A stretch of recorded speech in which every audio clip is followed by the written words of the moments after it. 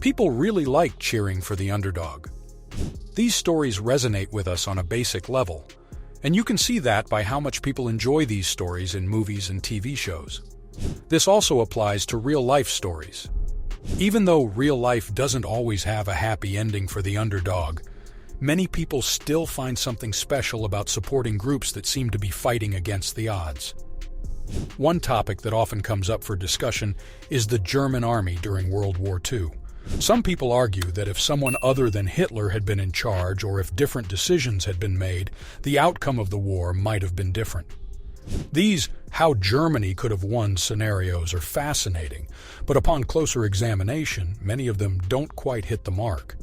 A common assertion is that if the Germans had simply marched into Moscow and taken control, the Russians would have surrendered. However, this argument lacks substantial evidence. Even in the post-war memoirs of German generals, there's a recurring theme of asserting that a successful drive to Moscow would have meant victory in the East. The problem with this reasoning lies in its basis on the French campaign of 1940. In that instance, the French surrendered when Paris was cut off and on the brink of falling. Many people apply the same logic to the Russian campaign, but this overlooks the vast differences between the two countries, both politically and geographically. Stalin was determined to place every man, woman, and child in the Soviet Union as a barrier between himself and the advancing Germans. The Red Army's strategy reflected this determination, often choosing to trade casualties for time. While capturing Moscow might have dealt a blow in terms of politics and logistics, it wouldn't have led to a swift surrender.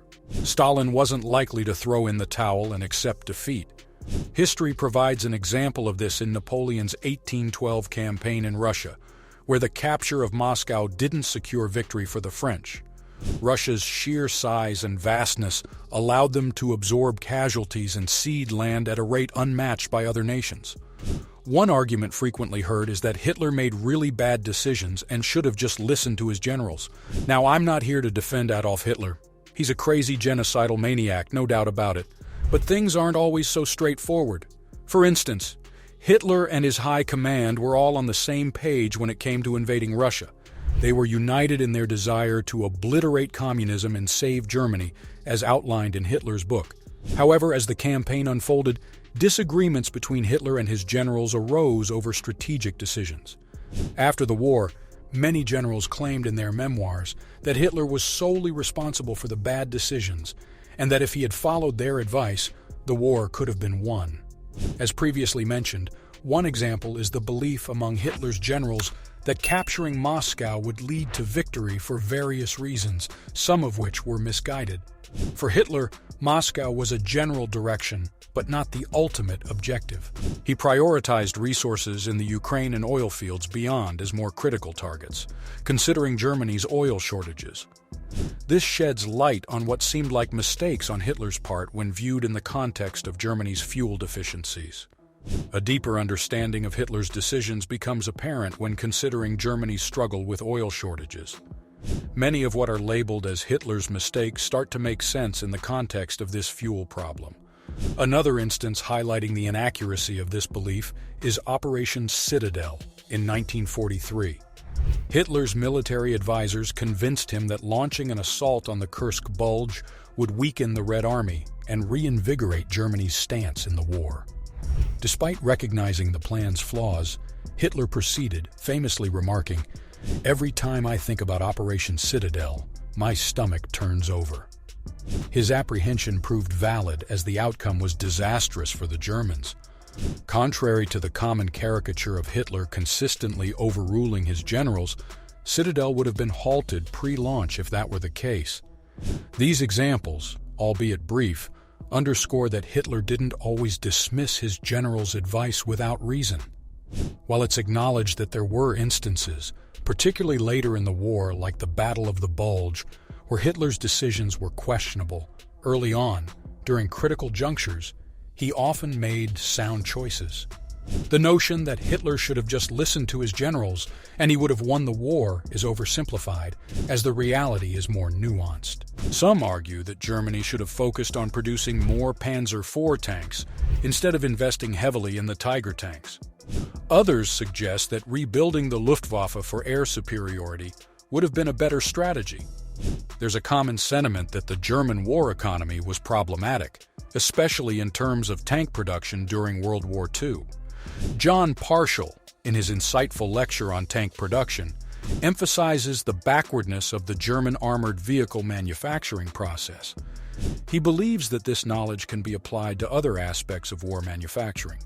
Even though Albert Speer took over and streamlined production to some extent, munitions and weapons production increased gradually, but not enough for a conventional war. The solution proposed is to emulate the American model, streamline production, and enhance Germany's chances in the war. However, while these criticisms have merit, they overlook a fundamental issue. Starting from 1942, Germany faced a severe shortage of oil, a critical resource. No matter how many tanks or planes they produced, they would be useless without sufficient fuel. Additionally, manpower shortages emerged as early as 1942 or 43. Even if production were streamlined, the lack of fuel and personnel to operate the machinery remained insurmountable challenges. This is another idea that might seem sensible at first, but it's a bit tricky. Some people think that if Germany and Japan had teamed up and attacked Russia together during World War II, they could have won. It does make sense because Germany struggled with a war on two fronts. However, the problem is that Germany and Japan were more like accidental allies. They didn't really share common goals. They even worked against each other sometimes, like when Germany trained Chinese troops while they were fighting against Japan. The idea of them coordinating an attack on Russia wasn't likely because they didn't trust or support each other that much. The only time they might have considered it was if Russia became a common enemy, but even then, it didn't happen. Japan, especially, didn't want to provoke the Soviet Union because of a bad experience they had in a border conflict called the Battle of Nomonhan. The Soviet Union gave Japan a tough fight, and it made the Japanese decide not to mess with them. This decision stuck throughout the war, even when Japan was fighting the United States and China. In fact, during the war in the Pacific, Japan refused to sink any U.S. merchant ships going to the Soviet Union. This shows how much they wanted to avoid upsetting the Soviets. Attacking the Soviet Union directly wasn't something the Japanese leaders were likely to do, considering their history and intentions. If they had just made a really weird design, something absurd, the war might have gone in a different direction. The idea is that this strange thing could have somehow made the war last longer all by itself. People have a few favorites when they think about these things. One popular choice is the Mouse, a huge 200-ton monster that, in reality, would have been an easy target for Allied fighter bombers. Once it ran out of fuel and had to be left behind, Allied soldiers would have just stared at it. Another example is German jet aircraft. They were advanced and better than what the Allies had, but they couldn't be used a lot because of fuel and personnel problems. There are many more examples like these. One thing that bothers me is when people ask, what if Germany had an atomic bomb first? It quickly becomes like a fantasy when you think about it for three main reasons. Firstly, in the 1930s, many of Germany's top scientists were kicked out because they were Jewish. This limited Germany's ability to develop atomic weapons. Many of these scientists ended up working on the American nuclear program. So for the win scenario to work, you have to imagine the Nazis being okay with Jews, which wasn't going to happen. Secondly, by 1942, the German atomic program was almost canceled. Albert Speer, a key figure, said, "We thought the development was just starting. The physicists themselves didn't want to put much effort into it." This leads to my third point. Hitler thought atomic science was Jewish science. He directed German development toward regular weapons, not atomic ones. So there wasn't even a race between the US and Germany for an atomic bomb, because Germany wasn't really trying to make one. Imagining a what-if scenario about it goes against what Hitler believed. This brings us to a bigger problem with this question. Even if Germany made these amazing weapons and made the war last longer, it would only last until Germany became the first country to be nuked. That's because the Allies had a Germany-first policy, meaning they wanted to defeat Germany before focusing on other enemies. So any extra time the war lasted would just lead to Germany being the first target for a nuclear bomb. Here are a few points people often mention when discussing how Germany could have won World War II. But there are more unsupported claims, like the idea that Germany could have successfully invaded England. However, the German Navy was not equipped for a large-scale amphibious attack, and the powerful Royal Navy likely would have thwarted such an attempt.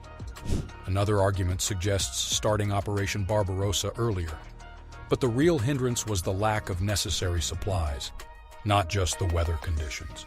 You can explore this further in a lecture by David Stahl. Many scenarios are presented manipulating reality and character motivations to envision a victorious Germany.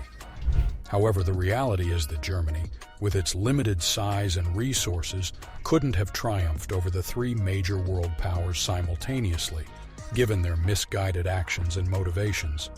Essentially, Germany faced insurmountable challenges and made strategic mistakes. The only way they could have succeeded is if we could alter time and space with the benefit of hindsight, a possibility that remains firmly within the realm of fiction. If you enjoyed this historical analysis, consider subscribing to our channel for more content, exploring different aspects of world history and military strategy.